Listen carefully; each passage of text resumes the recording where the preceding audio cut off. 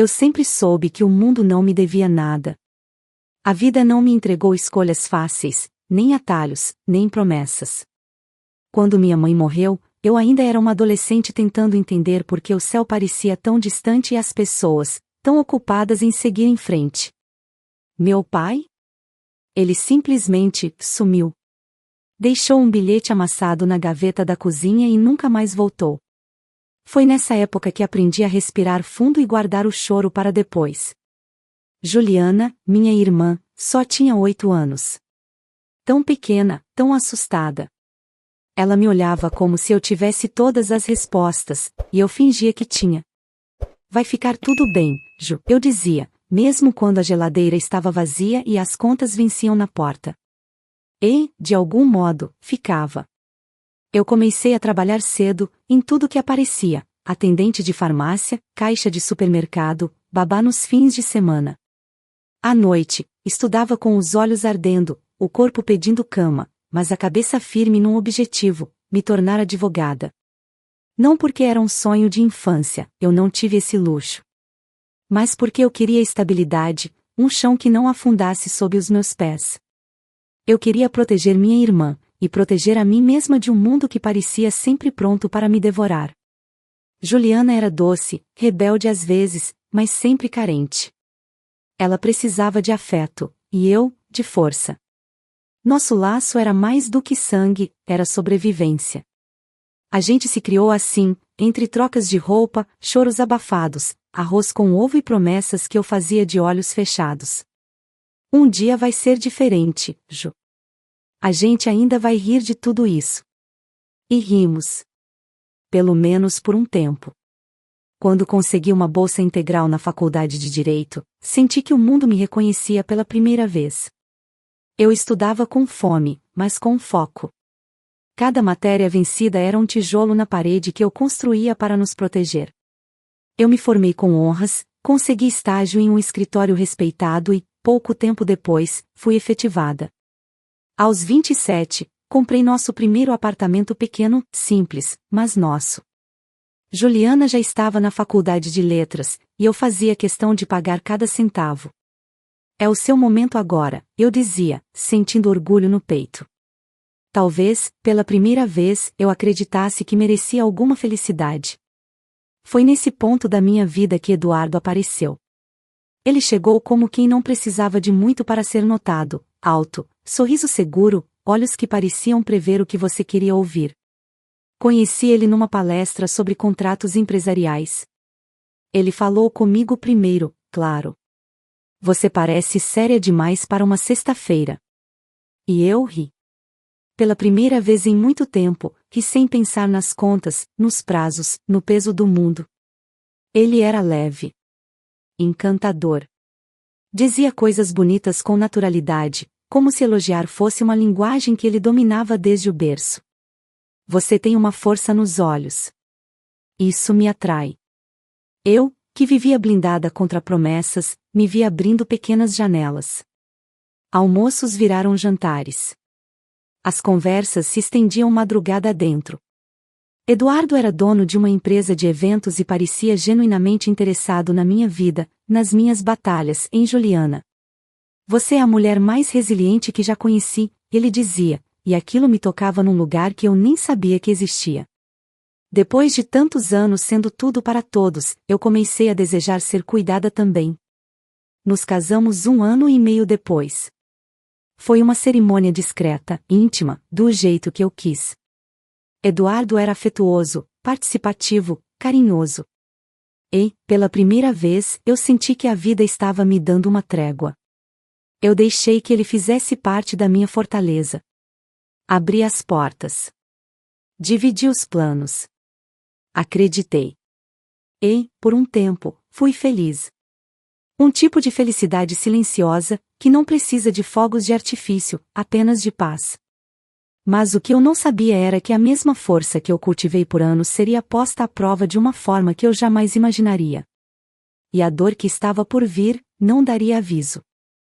No começo, o silêncio da casa era agradável. Era a primeira vez que eu vivia em um lar onde não precisava provar minha presença, onde eu podia sentar no sofá ao lado de alguém e simplesmente respirar. Eduardo tinha esse dom de preencher os espaços com tranquilidade. Ele ria das minhas manias de organização, me abraçava por trás quando eu estava cozinhando e deixava bilhetes na minha agenda com palavras doces. Hoje, só me faltou você no café.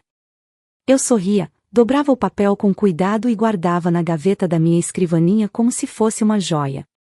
Naquele tempo, eu achava que amor era isso, pequenos gestos, constância, o simples ato de estar.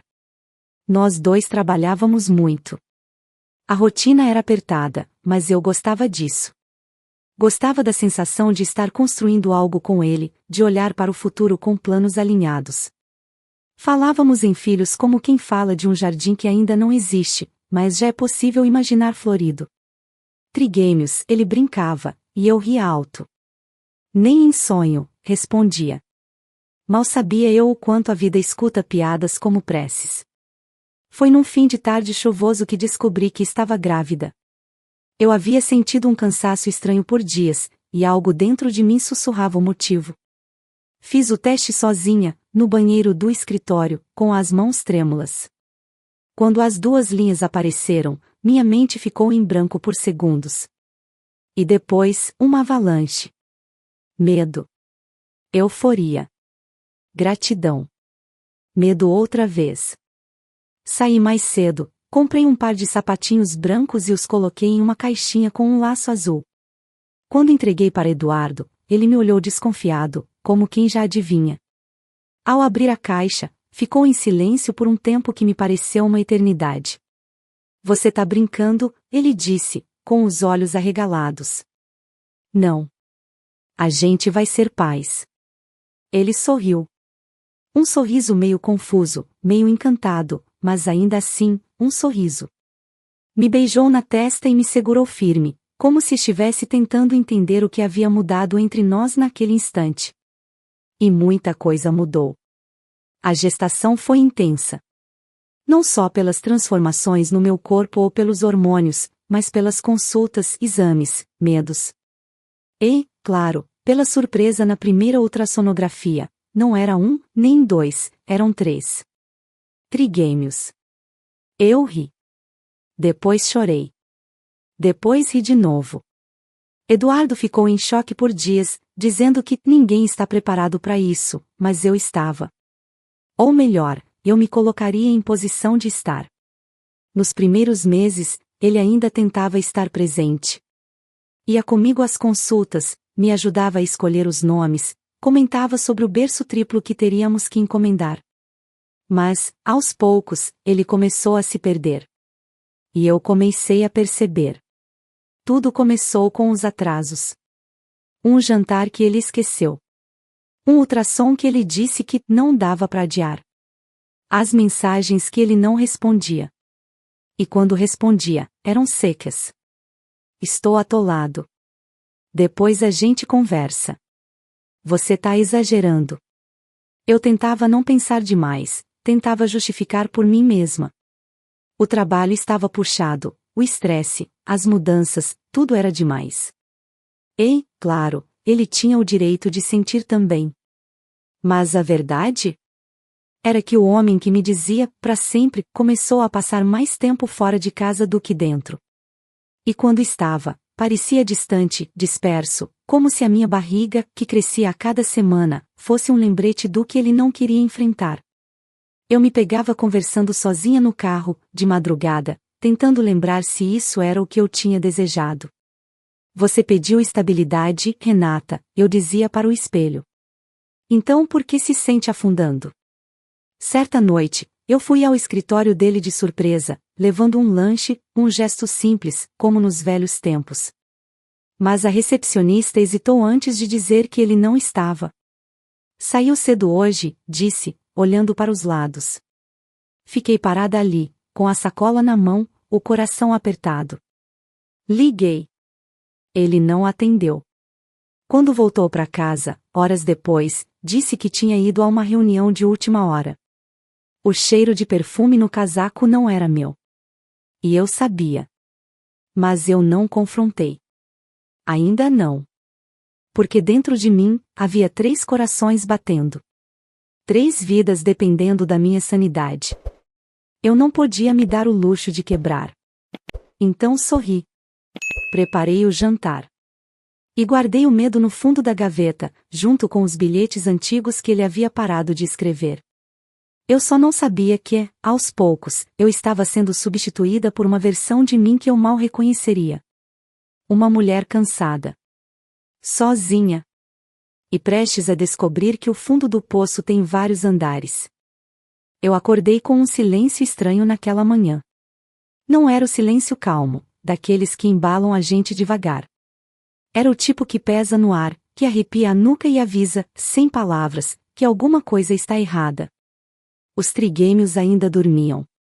3 pequenos anjos enrolados nas cobertas, um respirando sobre o outro, como se fossem um só corpo dividido em 3 corações. Era cedo. O sol nem tinha entrado direito pela janela da sala. E, mesmo assim, Eduardo já não estava ali. A cafeteira vazia. A escova de dente dele ainda molhada.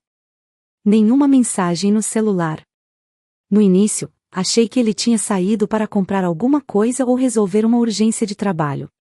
Peguei o celular, mandei uma mensagem simples: "Tudo bem aí?" Esperei. Nada. O tempo passou. Liguei. Caixa postal. 1, 2, 5 vezes. O vazio começou a se espalhar pelo meu peito como tinta derramada. Quando fui até o escritório dele em casa, a cadeira estava afastada, e a gaveta onde ele guardava documentos estava destrancada e vazia. Ali, em cima da mesa, repousava um envelope branco com meu nome escrito à mão. Meu estômago virou gelo. Abri com os dedos trêmulos. As palavras eram poucas. Frias. Cirúrgicas.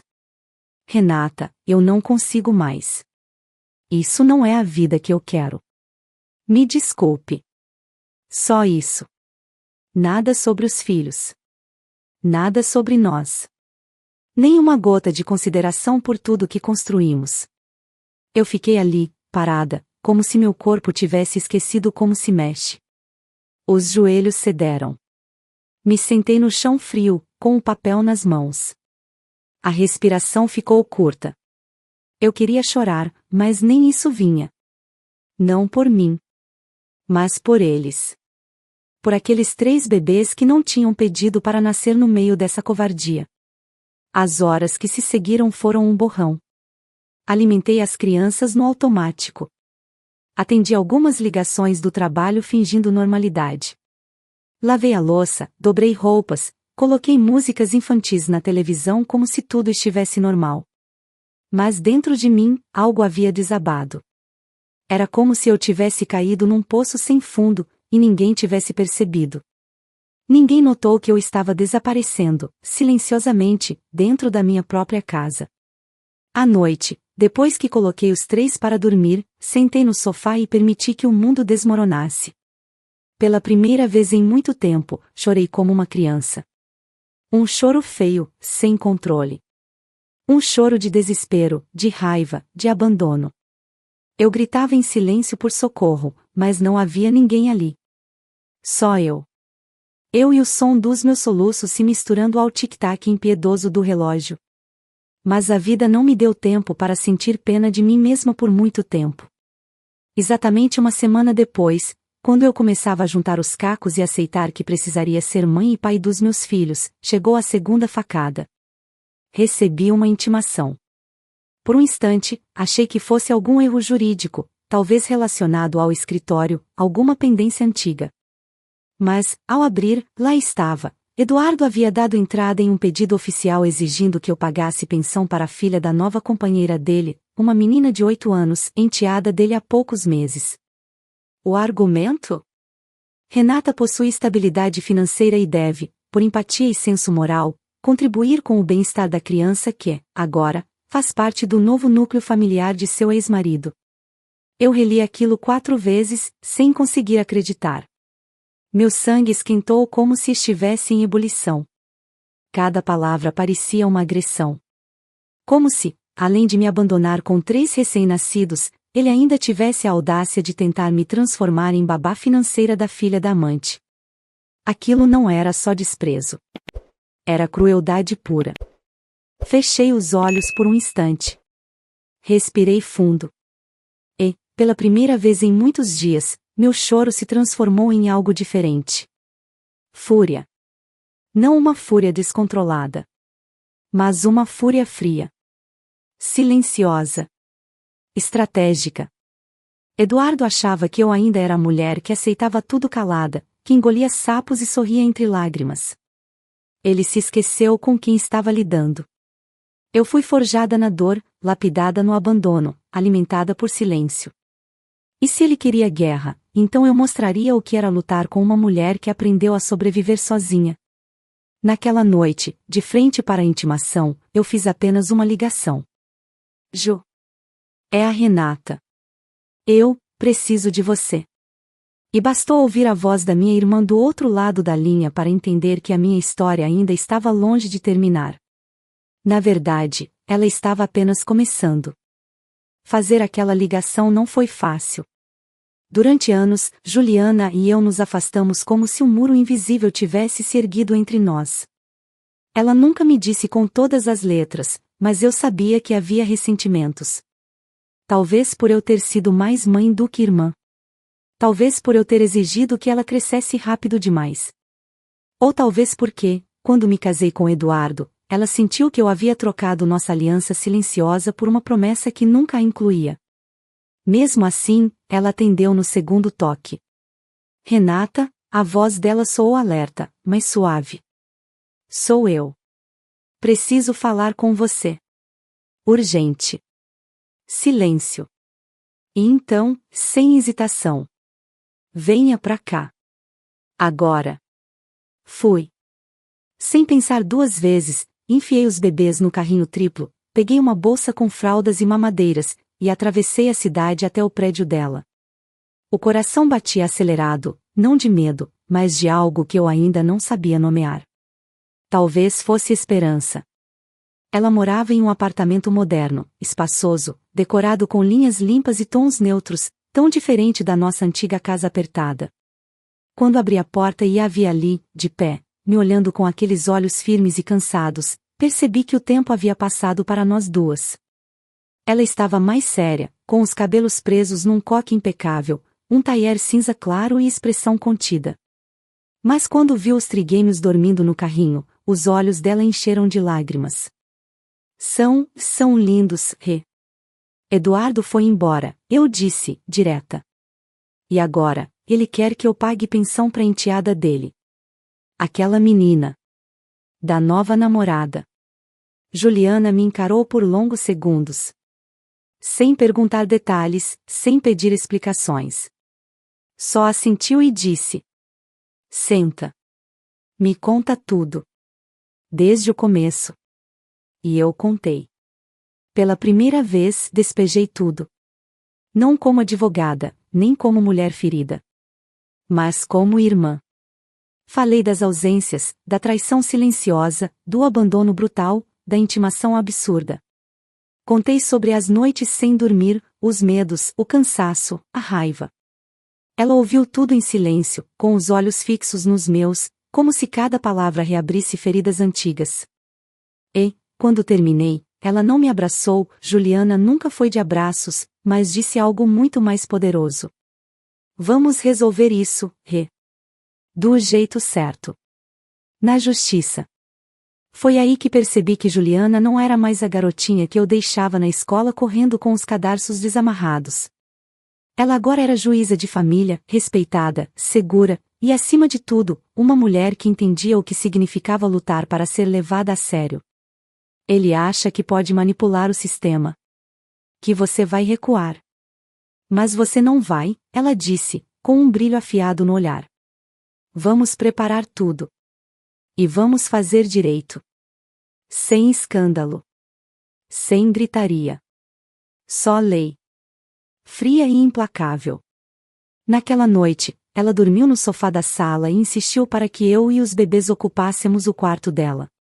Deitei olhando para o teto, com as 3 pequenas vidas dormindo ao meu lado, e pensei em como a vida dava voltas que a gente nunca espera.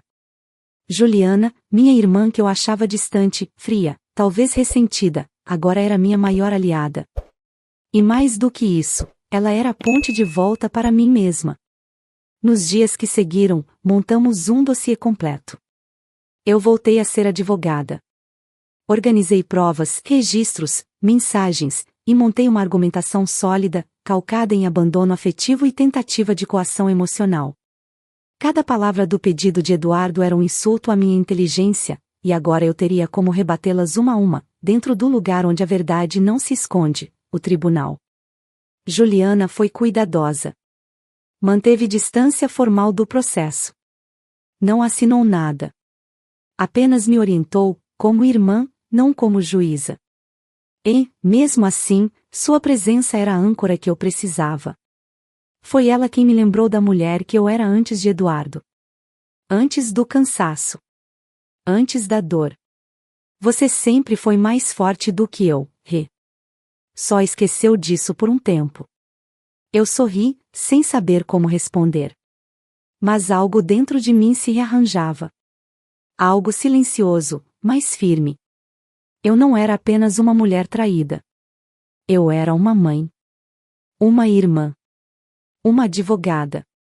E eu estava voltando a existir, não como reflexo de alguém, mas por mim.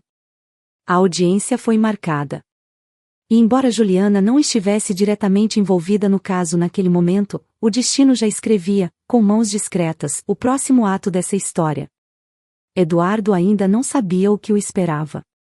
Mas eu sabia exatamente quem estaria ao meu lado quando o chão dele começasse a desmoronar.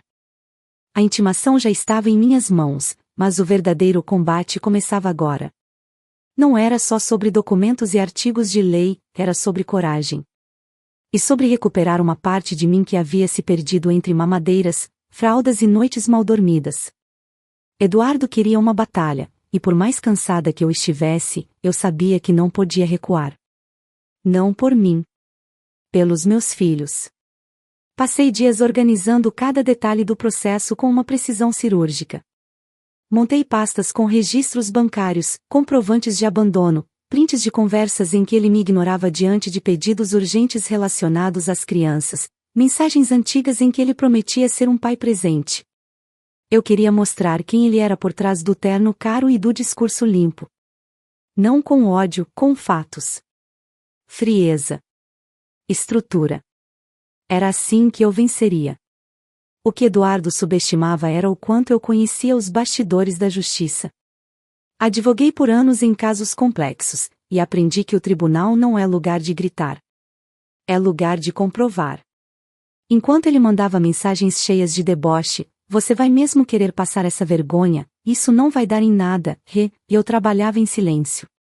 A única resposta que dei foi com o protocolo formal do processo entregue diretamente ao advogado dele. Contratei Fabiana, uma amiga de longa data, uma das melhores defensoras que conheci. Firme, ética e implacável. Quando contei a ela o que Eduardo estava fazendo, ela soltou um riso seco, indignado. Ele vai se arrepender de cada linha desse pedido. Enquanto isso, continuei sendo mãe em tempo integral. Meus filhos, mesmo tão pequenos, pareciam sentir que algo se agitava ao nosso redor. À noite, eu os embalava no colo e murmurava promessas baixas, como preces. Mamãe está aqui. Vai proteger vocês. Sempre. Aos poucos, as notícias começaram a circular entre conhecidos. Eduardo, claro, fez questão de posar de vítima. Disse que eu estava com raiva por ele ter seguido em frente, que eu estava descontando nos tribunais minha frustração. E o mais irônico? Algumas pessoas acreditaram. Porque Eduardo sempre soube manipular plateias. Mas no tribunal, a plateia não importa. Importam as provas. Importa a verdade. Quando chegou o dia da audiência, meu corpo inteiro estava em alerta. Vesti um blazer sóbrio, prendi o cabelo e deixei meus olhos limpos, sem maquiagem. Queria que me vissem por quem eu era, uma mulher exausta, mas de pé. Uma mãe ferida, mas consciente. Uma advogada que conhecia o próprio valor. Fabiana me esperava na frente do fórum. Segurou minha mão, olhou nos meus olhos e disse: ele não está pronto para isso. Eu apenas assenti. Não havia espaço para medo. Nem para dúvida. Eu havia enterrado a Renata, que engolia tudo em silêncio. Entramos na sala de audiência com passos firmes. Eduardo já estava lá, sentado ao lado de seu advogado, um homem arrogante, com cara de quem acredita que basta falar alto para vencer. Eduardo usava um terno escuro, o cabelo impecavelmente arrumado, e aquele velho sorriso de canto de boca, como se estivesse participando de uma reunião casual. Mas quando nossos olhos se encontraram, ele desviou. Algo nele vacilou. Boa tarde, ele disse, sem convicção. Boa tarde, respondi, com a mesma calma que aprendi ao enfrentar juízes que achavam que podiam me interromper no meio de uma argumentação. O juiz que conduziria a sessão ainda não havia entrado. O clima era de tensão abafada. Eu mantinha o olhar firme, mas sentia o coração acelerado. Até que a porta do fundo se abriu. E nesse momento, algo mudou. Eduardo se virou para ver quem entrava. O juiz substituto da audiência era Juliana, minha irmã. Ela caminhou até a mesa principal com postura impecável, sem desviar os olhos dos autos. Eduardo congelou. A cor sumiu do rosto. O advogado dele pigarreou, desconfortável. Um silêncio constrangedor caiu sobre a sala. Juliana ergueu os olhos, leu os nomes no processo e então, calmamente, falou. Devido à proximidade com uma das partes, solicito que seja designado um novo magistrado para a continuidade do caso. A imparcialidade deste tribunal será preservada. Mas a análise preliminar já foi feita. E, antes de sair, ela lançou um único olhar para Eduardo. Um olhar que dizia tudo sem precisar de palavras. Ele sabia. Ele sabia que tinha mexido com a mulher errada. Com a família errada. E eu sabia que, a partir daquele instante, o jogo havia virado. Não porque minha irmã estava ali. Mas porque eu estava. Inteira. De volta. E pronta para vencer. Na semana seguinte, voltei ao tribunal com a mesma serenidade que usei para carregar meus filhos no colo nas madrugadas mais difíceis. Não era coragem teatral. Era o tipo de força que nasce quando tudo ao seu redor desmorona e você ainda assim continua em pé. O novo juiz já havia sido designado. O caso seria julgado naquela manhã, sem espaço para adiamentos. Eduardo compareceu pontualmente, dessa vez sem o mesmo ar de superioridade. Ele parecia inquieto. Quando entrei na sala, senti o peso dos olhares. Ele desviou o rosto, mas era tarde demais. Eu já havia visto. O vinco entre as sobrancelhas dele, os dedos batendo nervosamente na pasta de couro, o olhar varrendo o ambiente como quem procura uma saída que não existe. O advogado dele murmurava algo no ouvido, mas Eduardo não parecia escutar. A presença de Juliana na audiência anterior, mesmo tendo sido substituída por Ética, havia plantado uma semente de pânico. Pela primeira vez, ele sabia que estava exposto. Fabiana me acompanhava com a calma de quem já conhecia cada detalhe da nossa argumentação. Sentamo-nos lado a lado. A juíza que assumirá o processo, uma mulher séria, de fala pausada e olhos atentos, começou lendo o histórico. A cada linha, o perfil de Eduardo era desenhado com exatidão: abandono do lar, ausência no cuidado com os filhos, tentativa de transferência de responsabilidade financeira à ex-esposa, justificativas baseadas em moralidade vaga. O senhor alega que a autora deve contribuir com a pensão de sua enteada atual por ter melhores condições financeiras, ela repetiu em tom neutro. No entanto, não há qualquer vínculo legal ou civil entre a requerente e a criança citada. Não há adoção, nem guarda compartilhada, nem mesmo um relacionamento formal que ampare essa exigência. O advogado dele tentou intervir. Argumentou com frases vazias, mencionando o papel social da mulher, a obrigação moral da maternidade, e outras pérolas que pareciam ter saído de uma cartilha da década de 1950. Eu permaneci em silêncio. Fabiana, com um sorriso discreto, rebateu cada ponto com artigos do Código Civil, jurisprudência recente e uma calma demolidora. Quando chegou minha vez de falar, me levantei com o mesmo cuidado com que se ajeita um castelo de cartas, com firmeza e precisão. Respirei fundo e olhei para a juíza. Excelência, não estou aqui como vítima. Estou aqui como mãe de 3 crianças que foram deixadas pelo pai antes mesmo de completarem 1 mês de vida. Estou aqui como mulher que foi silenciada, que engoliu a vergonha de ser abandonada e seguiu em frente para manter os filhos vivos, alimentados e protegidos. E agora, além de tudo isso, sou colocada diante de um pedido absurdo: bancar a filha de outra mulher, de outro relacionamento, como se minha existência se resumisse à conveniência do homem que me traiu e me descartou. Fiz uma pausa. O silêncio era absoluto. Eu não sou banco. Eu não sou substituta. E, acima de tudo, eu não sou mais a mulher que ele pensa que pode manipular. Eduardo se remexeu na cadeira.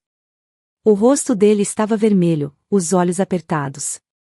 Pela primeira vez, ele se sentia desconfortável com minha voz, aquela mesma voz que, por anos, ele ignorou, interrompeu ou tratou como ruído de fundo. A juíza assentiu e agradeceu minha fala. Não era preciso dizer mais nada. Quando a sentença começou a ser lida, meu coração acelerou, mas meus olhos permaneceram fixos. A juíza determinou que Eduardo deveria pagar pensão integral aos trigêmeos, retroativa à data do abandono, com juros e correções. O pedido de contribuição à enteada foi indeferido com veemência, classificado como tentativa clara de transferir responsabilidades e constranger a parte autora. Além disso, ele foi condenado a pagar uma indenização por danos morais, por abuso psicológico e emocional. Mas o que mais o feriu, e eu percebi no exato momento em que ele engoliu em seco, foi o fim do controle. Ele percebeu que perdeu. Ali, diante de mim, Eduardo não era mais o homem que me fazia duvidar da minha força. Era apenas um ser humano comum, que usou tudo o que pôde para me diminuir, e falhou. Quando saí da sala, senti o sol bater no rosto como se fosse pela primeira vez em meses. Fabiana apertou meu ombro. Acabou, Rê. E eu soube que sim. Não porque ele foi derrotado. Mas porque eu me reencontrei. Porque, mesmo entre as ruínas, eu ergui uma nova versão de mim. Mais lúcida. Mais livre. Ao entrar no carro, olhei para a foto dos meus filhos no celular. 3 sorrisos pequenos, redondos, inocentes. E pensei. Vocês vão crescer sabendo que a mãe de vocês não se calou. Que lutou. Que venceu. E eu sorri, com gosto. Porque essa mulher, a que voltou a sorrir, era, definitivamente, eu. A decisão já havia sido dada, mas o eco dela ainda vibrava em cada canto da minha vida. Não era apenas sobre dinheiro, nem sobre ter vencido um processo. Era sobre algo maior. Algo mais íntimo. A justiça que foi feita no tribunal parecia ter desobstruído um caminho dentro de mim. Pela primeira vez em muito tempo, eu respirava fundo sem sentir um nó no peito. Mas, curiosamente, foi nos dias que se seguiram que a verdadeira virada aconteceu, longe dos autos, dos argumentos e dos artigos de lei. A primeira vez que Eduardo tentou me ligar depois do julgamento foi na manhã seguinte à sentença. Eu estava dando banho nos bebês. O telefone tocou, e por reflexo, olhei o nome na tela. Meu corpo enrijeceu. Atendi em silêncio, esperando por algo, um pedido de desculpas, talvez? Uma justificativa? Um traço de arrependimento? Nada disso. O valor da pensão está fora da realidade. A juíza foi parcial, isso foi pessoal, Renata, ele disparou, a voz fria como se ainda estivesse convencido de que podia negociar. Não foi pessoal. Foi proporcional. E, a propósito, você tentou me obrigar a sustentar a filha da mulher com quem me traiu. A justiça apenas devolveu a lógica à sua vida, Eduardo. Ele ficou em silêncio por alguns segundos. Eu imaginei sua mandíbula travando do outro lado da linha. Você mudou. Não, Eduardo. Eu voltei a ser quem era antes de você tentar me apagar. Desliguei sem ouvir mais nada. A ligação não me abalou, pelo contrário, foi libertadora. Eu me vi ali, firme, sem tremer, sem hesitar. E entendi que eu não precisava mais me explicar, muito menos me desgastar tentando compreender o incompreensível. No decorrer daquela semana, começaram a chegar notificações do departamento financeiro do tribunal. A indenização foi transferida. A pensão começou a ser debitada. Tudo funcionando como deveria ter sido desde o início, se o respeito tivesse sido prioridade. Fabiana ainda me ligava para avisar dos trâmites, e cada ligação dela era um lembrete de que eu não estava mais sozinha no campo de batalha. Mas o ponto final, aquele que realmente selou tudo, veio num sábado de manhã, quando saí com os trigêmeos para uma caminhada no parque. O céu estava limpo, o ar fresco, e o cheiro das árvores me lembrava da infância, antes do caos, antes da correria. Eles estavam crescendo rápido demais. Já ensaiavam palavras, gargalhadas, aqueles barulhinhos entre dentes que só as mães entendem. Vi em cada um deles um pedacinho meu, dos olhos a força silenciosa que eles irradiavam. No meio do passeio, uma mulher se aproximou. Morena, cabelos presos em um rabo de cavalo, vestida com simplicidade. Ela se apresentou como Cláudia, a mãe da enteada de Eduardo. Meu corpo ficou alerta, os sentidos em prontidão. Eu soube do processo, ela começou, com a voz embargada. Quero que saiba que ele também nos enganou. Me fez acreditar que vocês tinham um acordo, que você era ausente, que não se importava. Ele usou minha filha como desculpa para me manter dependente. Agora entendo tudo. Fiquei alguns segundos em silêncio. Cláudia parecia genuinamente devastada. Eu sei o que é viver presa no jogo emocional de alguém assim, eu disse, com firmeza. Espero que você consiga sair a tempo. Por ela. Por você. Ela sentiu com os olhos marejados e foi embora sem pedir nada. Nem perdão. Nem favor. E eu respeitei isso. Quando cheguei em casa naquela tarde, sentei no chão com meus filhos. Peguei um a um no colo. Brinquei, cantei, e deixei que rissem alto, que balbuciassem sons sem sentido, que me lambuzassem de iogurte e carinho. E, enquanto o sol entrava pela janela, entendi o que era realmente vencer, não era sobre fazer o outro perder. Era sobre recuperar tudo o que ele tentou me roubar, e ainda assim escolher viver em paz. Eu não guardava mais raiva. Não queria vingança. Queria presença. Queria vida. E, naquela nova versão da minha história, eu era a autora. A narradora. A protagonista. Ninguém mais teria o poder de escrever por mim. A vida depois da guerra não volta a ser como era antes. Ela se transforma. E se a gente tiver coragem suficiente, ela se torna melhor. Eu achava que, quando tudo acabasse, eu apenas voltaria ao normal. Mas o que descobri foi que aquele antigo normal já não me servia mais.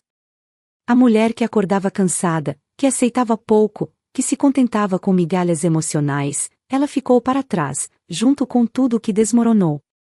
Meses se passaram desde o fim do processo.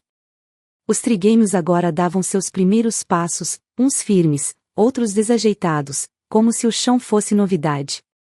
E talvez fosse. Porque aqui em casa, tudo era novo, a rotina, os planos, os sonhos.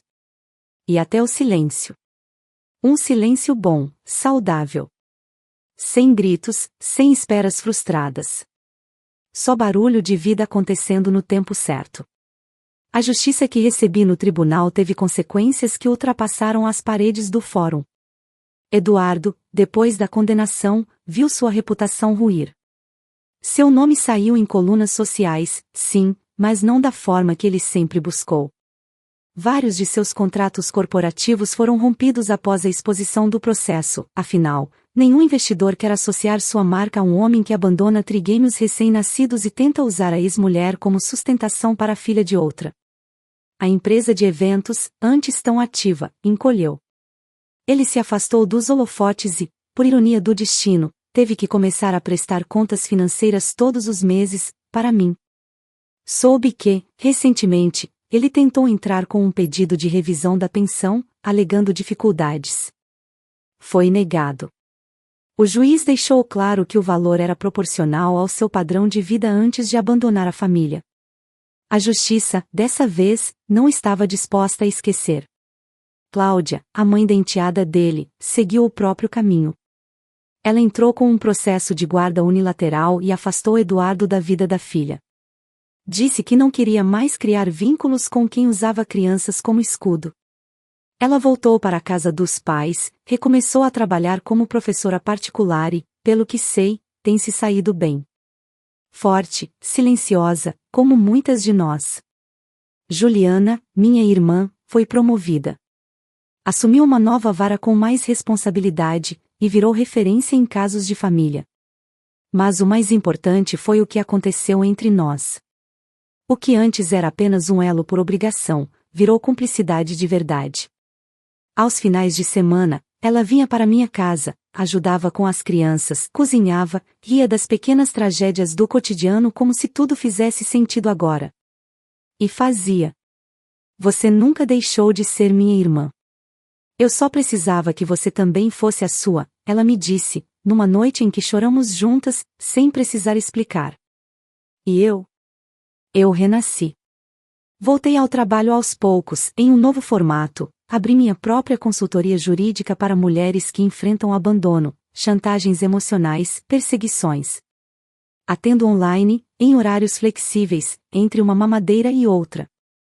Nunca imaginei que, da dor mais profunda, surgiria uma vocação mais honesta. Mas surgiu. A sala onde antes eu me escondia para chorar agora é o mesmo espaço onde dou voz a outras Renatas, outras mães, outras mulheres que precisam de coragem para se levantar.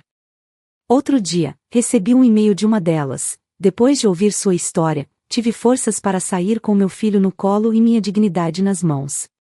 Obrigada. Foi nesse dia que eu entendi que nem toda dor é fim. Algumas dores são semente. Hoje, quando caminho no parque com meus filhos, os vejo correr em direções diferentes, rindo com aquela alegria que só quem não carrega passado tem. E isso é tudo o que eu queria. Que eles crescessem livres, protegidos, sabendo que foram criados por uma mulher que escolheu não se calar.